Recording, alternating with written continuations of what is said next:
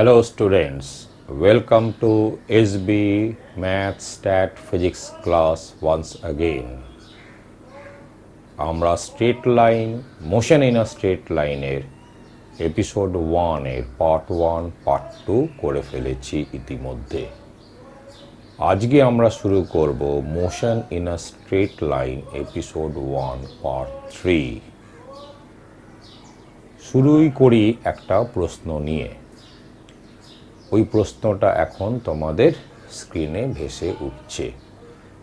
প্রশ্নটা একটু মন দিয়ে দেখো।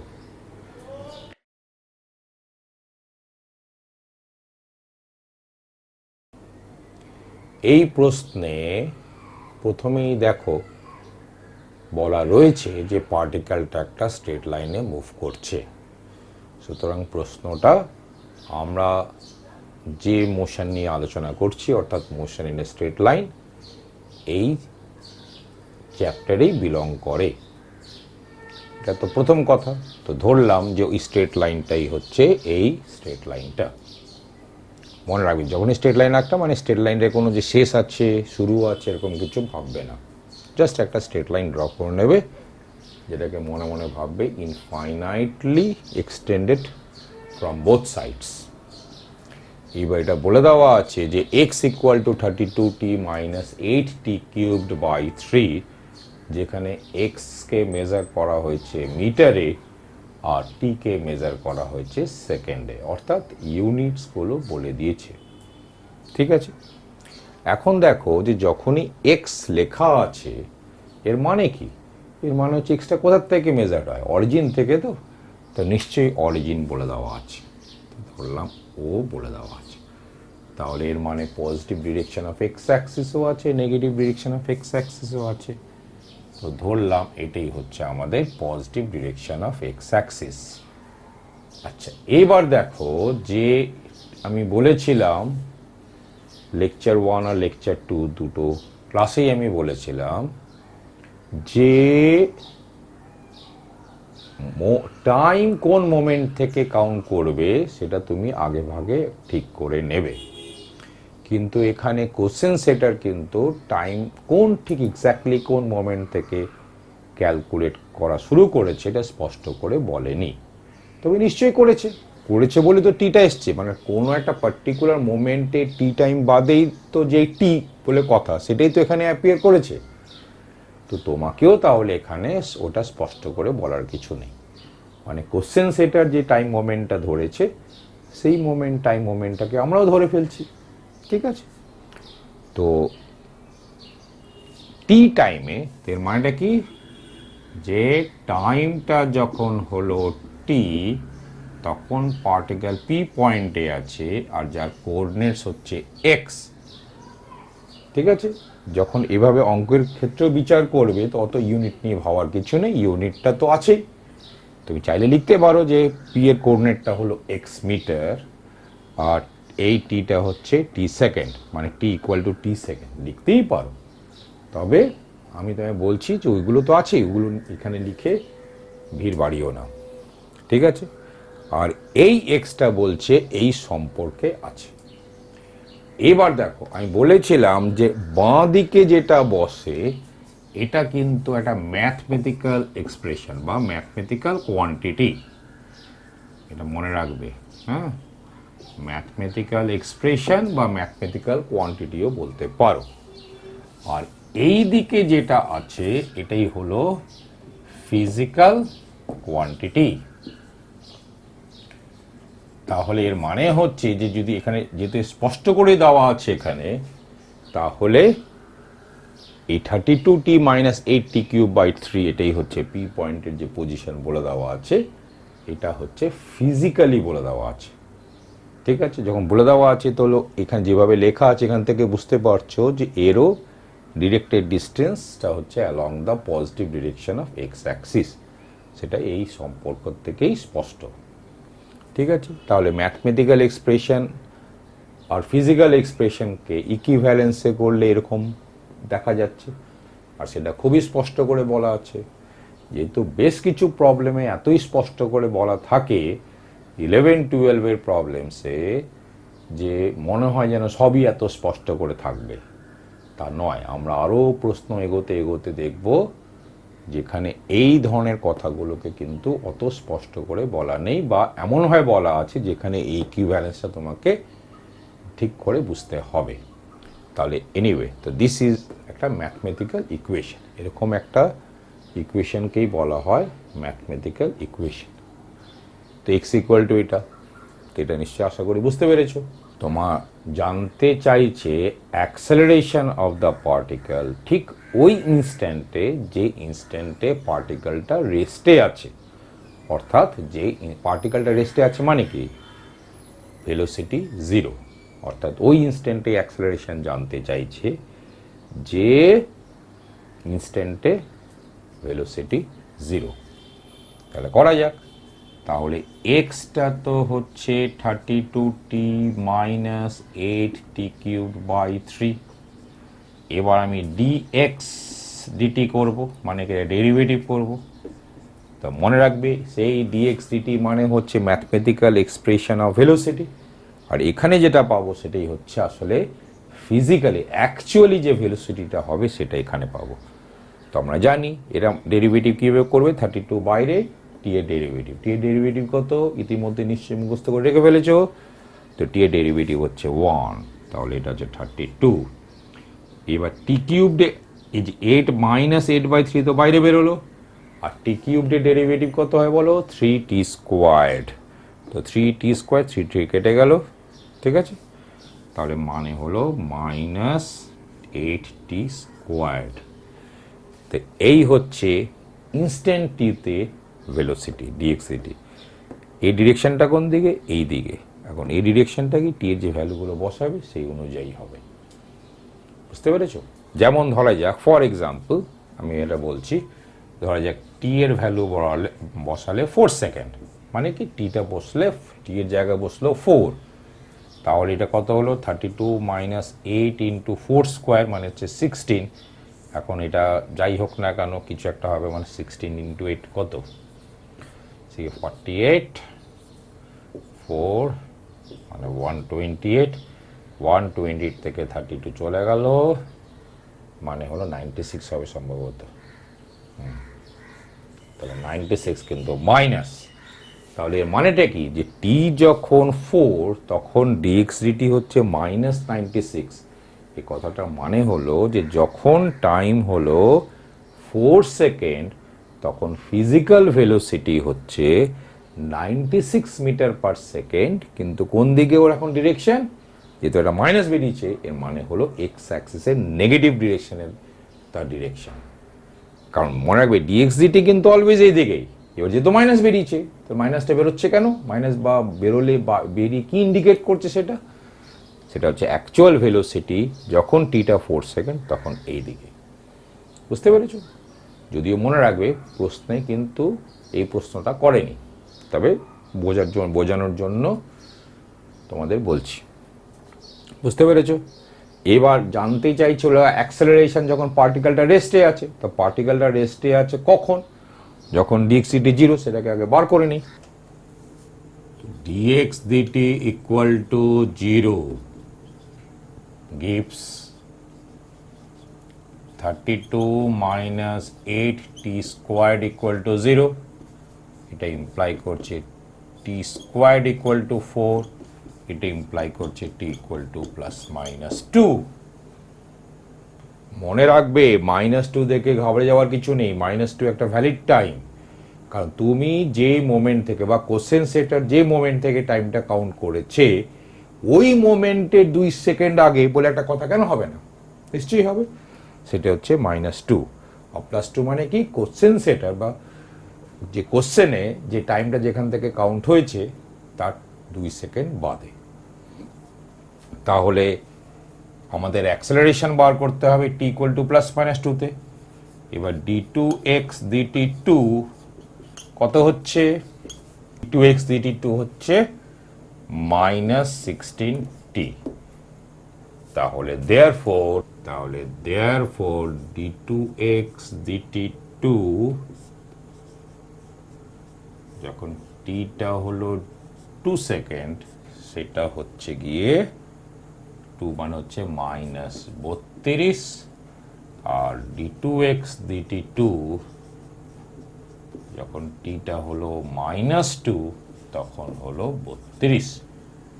তাহলে আমরা কি বলতে পারি যে অ্যাক্সেলারেশনটা মানে যখন পার্টিকেলটা রেস্টে আছে তখন অ্যাক্সেলারেশনটা একটা মানে দুটো পজিশন আছে যেখানে ভেলোসিটি 0, একটা পজিশনে অ্যাক্সেলারেশনটা হচ্ছে -32 metre per second squared along the positive direction of x axis, আর আরেকটা পজিশনে যখন টাইমটা হলো -2 সেকেন্ড তখন অ্যাক্সেলারেশনটা হচ্ছে 32 metre per second squared along the positive direction of x Axis.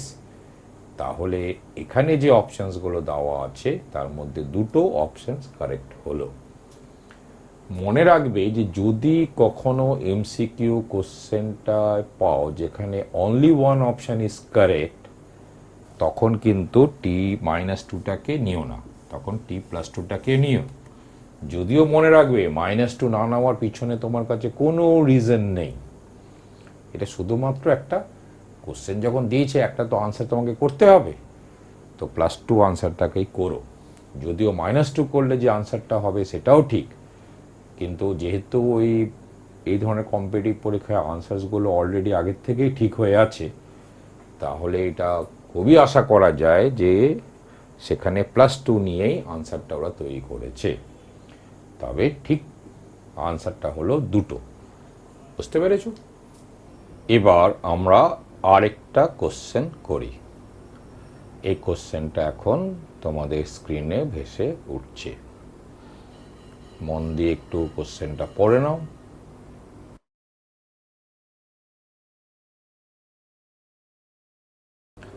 এবার দেখো এখানে অবশ্য যে খুব এত স্পষ্ট করে কি তুমি বুঝতে পারছো যে পার্টিকেলটা একটা স্ট্রেট লাইনে মুভ করছে?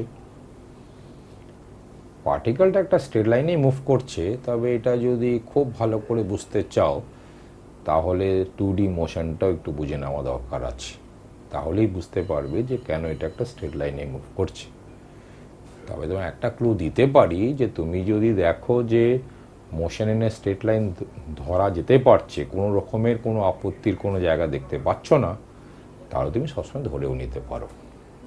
তো এনিওয়ে এখানে দেখো অ্যাক্সেলারেশনটা বলছে বিটি, অ্যাক্সেলারেশন কত বলেছে?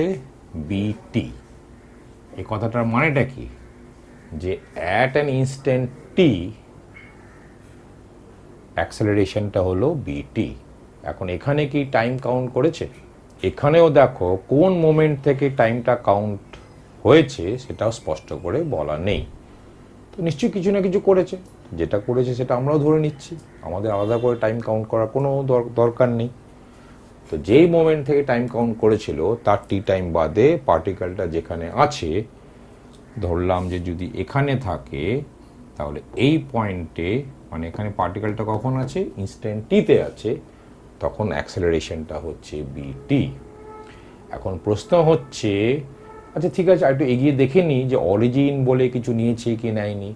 তো নিয়েছে, বলে দেওয়া আছে যে অরিজিন যেটা ও, এখানে পার্টিকেলের ভেলোসিটি হচ্ছে v0, বলে দেওয়া আছে না? দেখো বলাই আছে যে particle starts from the origin with an initial velocity v0, or anyway distance traveled in by the particle in time টি জানতে চাইছে। তো টি টাইমে মানে অ্যাট ইনস্ট্যান্ট টি, আচ্ছা এখানেও দেখো কোনো ইউনিট নিয়ে কোনো কথা বলেনি কেন? কিছু একটা ইউনিট ধরে নিলেই চলতো, এখানে বলেনি তো তুমিও ধরতে যাবে কেন? তো অ্যাট এন ইনস্ট্যান্ট টি অ্যাক্সেলারেশনটা, এখানে অ্যাক্সেলারেশন এই জায়গায় অ্যাক্সেলারেশনটা হলো বিটি, কিন্তু এই ডিরেকশনটা কি বলেছে? আমি আগেই বললাম যে যখনই স্পষ্ট করে ডিরেকশন বলে দেওয়া নেই তাহলে বুঝে নেবে যে অ্যাক্সেলারেশনটা হলো এক্স অ্যাক্সিসের পজিটিভ ডিরেকশনের অ্যালংয়ে, এটাই হলো positive direction of x Axis. মনে রাখবে সবসময় একটু ভেবে করবে, দেখো না ভেবেও হয়তো করে ফেলতে পারবে, কিন্তু ওরকম করবে না, তাহলে কি একটু কমপ্লিকেটেড প্রবলেমটাকেই ডিল করতে পারবে না, ইভেনচুয়ালি ভুলই করবে। তো সবসময় ভেবে করবে। তাহলে বিটি হচ্ছে অ্যাক্সেলারেশনটা এই পয়েন্টে যেখানে এই আছে, ঠিক আছে। তো এই পার্টিকেলটা হলো পি। তুমি চাইলে এখানে পজিশনটা লিখলে এক্স, মানে পি এর কোঅর্ডিনেটটা হলো এক্স। তাহলে আমরা জানি যে d two x dt two এই হলো তোমার অ্যাক্সেলারেশনের ম্যাথমেটিক্যাল এক্সপ্রেশন, এই ঠিক এই পয়েন্টেই, যার ডিরেকশনটা হলো এক্স অ্যাক্সিসে পজিটিভ ডিরেকশনের অ্যালঙ্গে।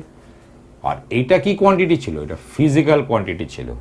তাহলে এটা ইকুয়াল টু, তো প্রথমত তো বিটি হবেই, এখন দেখতে হবে এখানে প্লাস বসবে না মাইনাস বসবে। যেহেতু ফিজিক্যাল অ্যাক্সেলারেশনের ডিরেকশনটা হলো এক্স অ্যাক্সিসে পজিটিভ ডিরেকশনের অ্যালঙ্গেই, স্বাভাবিকভাবে প্লাস বসবে। যদি কোনো কারণে বা কোনোভাবে যদি বলতো যে বিটি হচ্ছে অ্যাক্সেলারেশন যা এদিকে ডিরেক্টেড, তাহলে কিন্তু এখানে মাইনাস বিটি বসতো। তো যে যাক এই d two x d two equal to bt বসলো। তাহলে দেখো এটাও কিন্তু একটা ইকুয়েশন, এই ইকুয়েশনকে বলা হয় ডিফারেন্সিয়াল ইকুয়েশন। এটা কি? এই হলো ডিফারেন্সিয়াল ইকুয়েশন, ডিফারেন্সিয়াল ইকুয়েশন। বুঝতে পেরেছো? এখন এই ডিফারেন্সিয়াল ইকুয়েশন সলভ করাটা শিখতে হবে। কারণ ডিফারেন্সিয়াল ইকুয়েশন সলভ করাটা দেখবে তোমাদের ম্যাথমেটিক্সে ডিফারেন্সিয়াল ইকুয়েশন বলে একটা পুরো ফুল চ্যাপ্টার আছে, বেশ বড় সড়ো। তার মধ্যে অনেকগুলো চ্যাপ্টারও আছে বা পার্ট চ্যাপ্টার আছে। পরবর্তীকালে দেখবে যে ডিফারেন্সিয়াল ইকুয়েশনসের একদম আলাদা আলাদা বই আছে। অর্থাৎ ডিফারেন্সিয়াল ইকুয়েশন এইভাবে বললে is not an easy thing, তবে তোমাদের ক্ষেত্রে অত কঠিন হবে না। কিন্তু মোটমাট আমাদের এই ডিফারেন্সিয়াল ইকুয়েশন সলভ করাটা শিখতে হবেই। তো সেটা আমি একটুখানি বলে দিচ্ছি। কিন্তু আরেকটা কথা বলে রাখি যে এই যে ইকুয়েশন, এটাই তো হচ্ছে ডিটারমাইন করছে যে ইকুয়েশনটা কীরকম, মানে টি টাইমে পার্টিকেলটা কোথায় থাকবে, মানে টি টাইমে এক্সটা কত, টি টাইমে ভেলোসিটি কত, এইরকম। এ কারণে অনেক সময় এটাকে কি বলা হয়? Equation of motion of the particle. কি বলা হয়? Equation of motion of the particle. Equation of motion of the particle. ঠিক আছে? আচ্ছা, এবার আরেকটা কথা বলে নিই যে অরিজিনে বলছে ভেলোসিটি v0। আমি তোমাদের বারবারই বলেছিলাম যে যখনই ভেলোসিটি লিখবে অলওয়েজ ওর অ্যারোটা কোন দিকে সেটা কিন্তু স্পষ্ট করে বলবে। আমি তখনও বলিনি, এ কারণেই বলিনি যে এখন যাতে আমি এই কথাটাকে তুলতে পারি। এখন দেখো v0 ভেলোসিটিরও ডিরেকশনটা কোন দিকে এটা স্পষ্ট করে বলার নেই। আগেই বললাম স্পষ্ট করে বলার নেই মানেই হলো এই ডিরেকশনটা হলো এক্স অ্যাক্সিসের পজিটিভ ডিরেকশনের অ্যালঙ্গে। সুতরাং যখন তুমি ছবি আঁকবে তখন v0-র পাশে এরকম অ্যারো দিয়ে দেবে। এই হলো অ্যাক্সেলারেশন, তার এটা এদিকে দিয়ে দেবে। ঠিক আছে? তুমি চাইলে এখানে লিখতে পারো যে অ্যাক্সেলারেশন ইকুয়াল টু দিস। কিন্তু এই অ্যাক্সেলারেশন মানে কি বলতো? Physical acceleration. মনে রাখবে যে এমনি অ্যাক্সেলারেশন বলতে ফিজিক্যাল অ্যাক্সেলারেশনটাই বোঝায়। তাহলে ফিজিক্যাল অ্যাক্সেলারেশনটা হচ্ছে বিটি, তার ডিরেকশনটা এদিকে। যা করবে স্পষ্ট করে তুমি আগে কোশ্চেনটায় যা বলছে সেটা এরকম ছবি করে এঁকে নেবে, তাহলে দেখবে ভুল হবে না। কিন্তু এখন প্রশ্ন হচ্ছে যে হাউ টু সলভ দিস, তো সেটাই আমি এখন দেখাচ্ছি। তাহলে চলে আসি এটাকে কিভাবে সলভ করব। দেখো আমি এপিসোড 1 পার্ট 2তেই বলেছিলাম যে d2x dt2-র আরেকটা এক্সপ্রেশন হলো dv/dt, যেখানে v হলো mathematical expression of the velocity, mathematical expression of velocity of the particle at p, মানে অ্যাট টাইম t বা অ্যাট অ্যান ইনস্ট্যান্ট t। তো সেভাবেই লিখি। যদি ওইভাবে না লিখলেও চলে, কিন্তু আপাতত লিখি। তাহলে ডিভি ডিটি ইকুয়াল টু বিটি হলো। কিন্তু এখান থেকে তুমি বলতে পারো যে ডিভি ইকুয়াল টু বিটি ডিটি। কিন্তু এইবারই হলো একটা মজার ব্যাপার, সেটা হচ্ছে যে এখানে একটা কাজ করতে হয়, সেটা হলো ইন্টিগ্রেটিং উই গেট। ইন্টিগ্রেশনে এখানে এই সিম্বল হলো এরকম একটা সাইন দেবে ডিভি, আর এখানে ইন্টিগ্রেশন বিটি ডিটি। আর যখন একটা ইন্টিগ্রেশন হয়, সেটা একটু পরে একটু দেখাচ্ছি, একটা সি লিখতেও ভুলবে না, এবং এখানে এটাও লিখতে ভুলবে না, where c is an arbitrary constant, arbitrary constant। কিন্তু এই ইন্টিগ্রেশন এই জিনিসটা কিভাবে করতে হবে? তো ইন্টিগ্রেশনও তোমাদের ডিফারেন্সিয়াল ক্যালকুলাসে, এমনি ক্যালকুলাসে যেটাকে বলা ইন্টিগ্রাল ক্যালকুলাস, সেটা তোমাদের পড়তে হবে। সম্ভবত তোমাদের ক্লাস 12-এ আছে, কিন্তু তোমাদের একটু আগে ভাগে শিখে নেওয়া উচিত, কারণ ফিজিক্সে এটা লাগতেই থাকবে। তো এখন এই ইন্টিগ্রেশনটা কিভাবে করতে হয় তার জন্য, সেটা যেমন ডিফারেন্সিয়েশনটা একটুখানি বুঝিয়ে দিয়েছিলাম, এটা ওরকমভাবে আমি ঠিক বোঝাতে চাইছি না। মোটমাট ওখানেও মনে রাখবে যে ডিফারেন্সিয়েশন করতে গেলে ফর্মুলা মনে রাখতে হয়েছিল, এখানেও ইন্টিগ্রেশন করতে গেলে ফর্মুলা মনে রাখতে হবে। তো এখন আমি ধরে নাও যে ফর্মুলা তুমি জানো, বা এখন আমি বলে দিচ্ছি কার কি ফর্মুলা, করে এই অঙ্কটাকে তো আগে শেষ করি।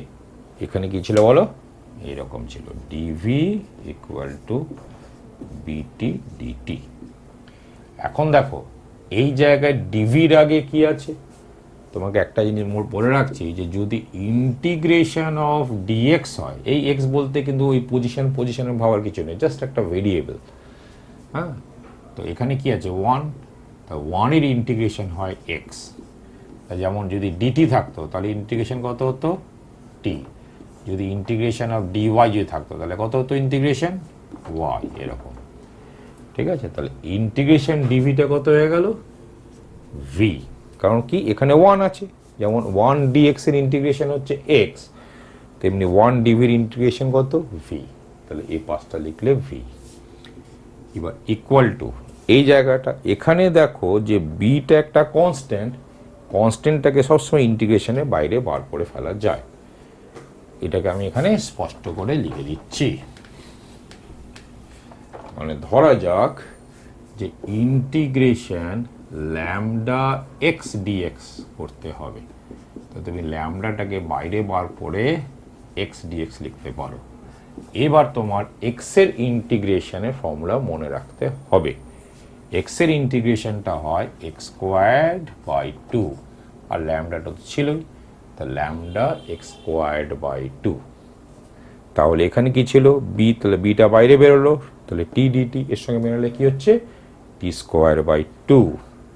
তাহলে এটা হলো বি টি স্কোয়ার্ড বাই 2, আর এখানে একটা সি ছিল না, প্লাস সি, যেখানে সি হচ্ছে একটা আরবিট্রারি কনস্ট্যান্ট। এখন দেখবে যে সি এর ভ্যালু বার করার একটা ইনফরমেশন প্রশ্নে দেওয়া আছে। কি দেওয়া আছে, যে যখন অরিজিনে পার্টিকেলটা আছে তখন ভেলোসিটি হচ্ছে v0। যখনই দেখবে যে ইনিশিয়াল ভেলোসিটি, ইনিশিয়াল ভেলোসিটি মানে কি, তখন থেকে তো টাইমটা কাউন্ট করছো, যখনই ইনিশিয়াল ভেলোসিটি শব্দটা লেখা থাকবে বুঝবে যে ওই মোমেন্ট থেকেই টাইম কাউন্ট করছো। তো যেহেতু ইনিশিয়াল ভেলোসিটিটা ছিল অরিজিনে v0, যার ডিরেকশনটা হলো এক্স অ্যাক্সিস পজিটিভ ডিরেকশনের অ্যালঙ্গে, তো ওই মোমেন্টেই টাইমটাও ছিল 0। তাহলে আমরা এখান থেকে কি বলতে পারি, যে when t equal to 0 v equal to v0। যেখানেও দেখো প্লাস হবে না মাইনাস হবে, এটা ভালো করে খেয়াল করবে। যেহেতু t ইকুয়াল টু 0-তে v হলো ম্যাথমেটিক্যাল এক্সপ্রেশন অফ ভেলোসিটি, তার ডিরেকশনটা হচ্ছে এক্স অ্যাক্সিস পজিটিভ ডিরেকশনের অ্যালঙ্গে, কিন্তু আবার যখন টিটা 0 তখন ফিজিক্যাল ভেলোসিটি যেটা v0 বলে দেওয়া ছিল সেটাও এক্স অ্যাক্সিস পজিটিভ ডিরেকশনের অ্যালঙ্গে ছিল। এই কারণে এখানে প্লাস। মনে রাখবে কোনো কারণে বা এরকম থাকতেই তো পারতো যে v0 ভেলোসিটিটা ছিল এক্স অ্যাক্সে নেগেটিভ ডিরেকশনের অ্যালঙ্গে, তাহলে কিন্তু এখানে মাইনাস v0 বসতো। বুঝতে পেরেছো? কিন্তু এখানে when t equal to 0 v equal to v0, তাহলে therefore c হয়ে গেল v0। তাহলে thus we have, এটা এখানে বসিয়ে দাও, তাহলে v equal to bt squared by 2 plus v0। খেয়াল করে দেখো যে এই যে রিলেশনটা পেলে যে কোনো ইনস্ট্যান্ট টিতে ভেলোসিটি কত এটা এখান থেকে পেয়ে যাচ্ছ। তাহলে this gives the velocity of the particle at time T. এবার টি এর জায়গায় ধরো 1 বসাও, 2 বসাও, 5 বসাও, 0.1 বসাও, √2 বসাও, যা বসাও এখানে বসিয়ে দিলে তাহলে ঠিক ওই টাইমে ভেলোসিটি কত সেটা তুমি এখান থেকে পেয়ে যাচ্ছ। যদি প্লাস বেরোয় তাহলে বুঝে নেবে যে ডিরেকশনটা হলো এক্স অ্যাক্সিসে পজিটিভ ডিরেকশন অ্যালং এ ভেলোসিটি, আর যদি নেগেটিভ বেরোয় তাহলে বুঝে নেবে যে ভেলোসিটি ডিরেকশনটা ওই পয়েন্টে এক্স অ্যাক্সিসের নেগেটিভ ডিরেকশনে। যদিও এখানে যা দেখা যাচ্ছে যে যাই বসা পজিটিভই হচ্ছে, বলতে এখান থেকে বলা যাচ্ছে যে ভেলোসিটি ডিরেকশনটা at any instant is always along the positive direction of x axis. এই কারণে নয় যে এই দিক থেকে নয়, এটা তো direction always x Axis positive direction along এই হয়, এটা তো একটা ম্যাথমেটিক্যাল কোয়ান্টিটি। কিন্তু এইটা কি কখনো নেগেটিভ হতে পারছে? পারছে না। এই কারণে যে physical velocity at any instant তার ডিরেকশনটা হচ্ছে এক্স অ্যাক্সিসে পজিটিভ ডিরেকশনের অ্যালঙ্গেই। কিন্তু আমার এটাও চাইছিল না, চাইছে হচ্ছে যে ডিস্টেন্স ট্রাভেলড ইন টাইম টি, তাই না? এটা চাইছে, মানে কি এক্স আর টি এর সম্পর্ক চাইছে। তো এটাকে আমাকে আরও এগোতে হবে। এবার দেখো ভি মানেটা কি? ভি মানে তো ডিএক্স ডিটি, ভি মানে তো ডিএক্স ডিটি। তাহলে এর মানে হলো or dx dt equal to bt squared by 2 plus v0। তাহলে দেখো এটাও তো একটা ডিফারেন্সিয়াল ইকুয়েশন, ঠিক? তাহলে এবার এটাকে তোমাকে সলভ করতে হবে। তাই মানেটা কি বলো? dx equal to bt squared by 2 plus v0 whole into dt। ঠিক, এবার তোমাকে এটা কি করতে হবে? ইন্টিগ্রেট করতে হবে, যেমনটা আগে বললাম। তাহলে ইন্টিগ্রেটিং উই গেট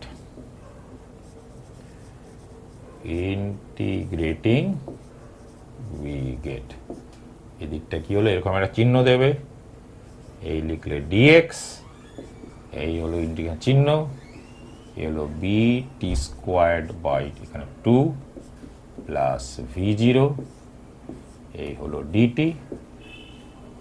কিন্তু আরেকটা কনস্ট্যান্ট লিখতে হবে বললাম, যখন এরকম করবে তখন একটা কনস্ট্যান্ট লিখবে। এটা কি নাম দিই? সি ড্যাশ নাম দিই, wire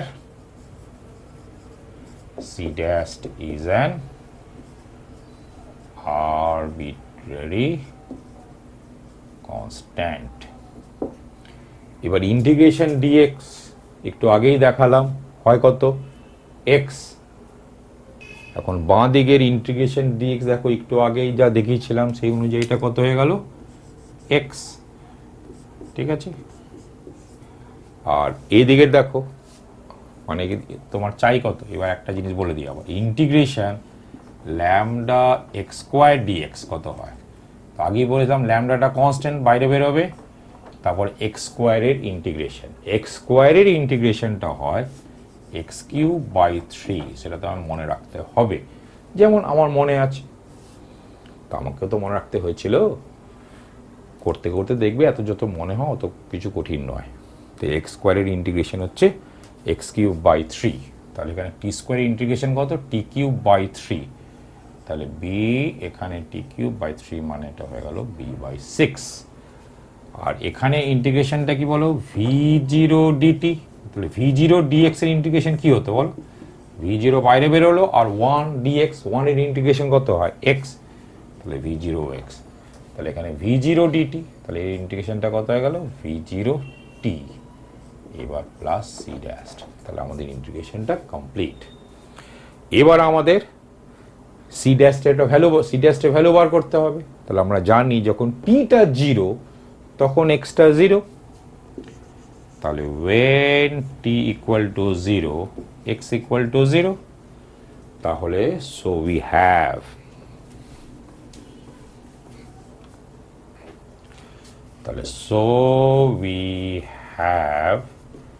x equal to b, when t equal to 0, তাহলে therefore c dash equal to 0, তাহলে so we have এটা হলো b t cubed by 6 plus v0 t, তাহলে এই হলো t টাইমে position.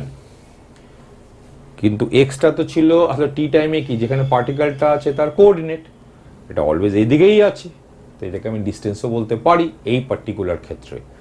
So the distance travelled by the particle in time t is this.